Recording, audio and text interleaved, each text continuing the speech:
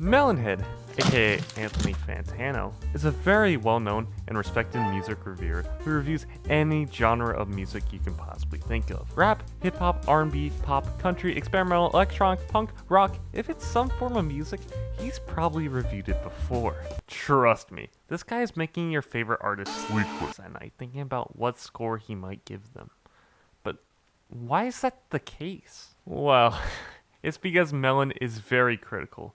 And I mean very critical. He can be brutally honest about any record from any artist. And I literally mean any artist. It doesn't matter whether they're the top dog or an underground artist, because he'll treat their records the same either way. He'll listen to an album, and then he'll throw his thoughts into the deadly Fantano rating system, which gives every artist nightmares thinking about what he might give it. What is this system? You might ask.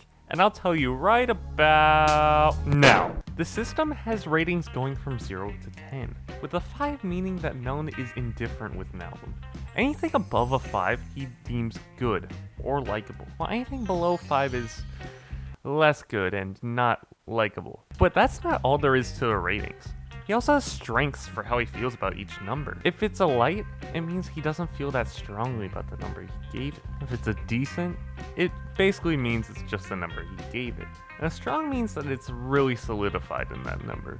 There's also the not good, which for any artist is their worst nightmare, as that means he found their album so bad that he didn't feel the need to really go through it again and articulate just how bad it actually was. Because of their feelings getting hurt by some dude on the internet talking about their album and giving it trash ratings, many artists have called him out in the past, like Post Malone, who said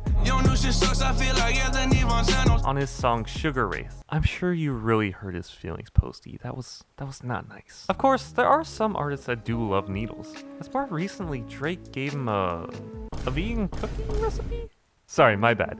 He just told him that his existence was a light one. But actually, some people do like Needles and praise him for what he does. Pusha T, Joey Badass, and Logic all seem to like the guy, with Joey even one time saying, I should get extra points. Wait, bonus points? Wait a minute. Does Needles give out bonus points to artists? That son of a bitch.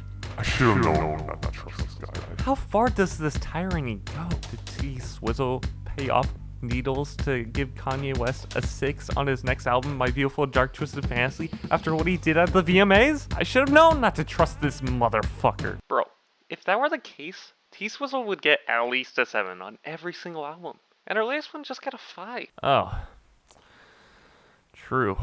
Because this guy gives many people their opinion. The amount of times that people finally have their opinion after he releases an album review is crazy.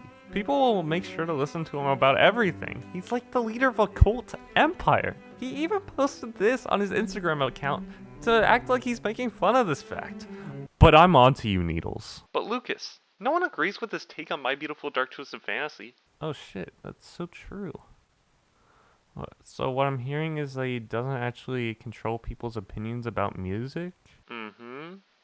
And he also doesn't get paid off by artists? Mm-hmm. Man. So what the fuck's the point of this dude then? If he doesn't control music, who does? Oh, for fuck's sake. In my How Is Jid Still Underrated video, I said that record labels market artists that happen to be more marketable.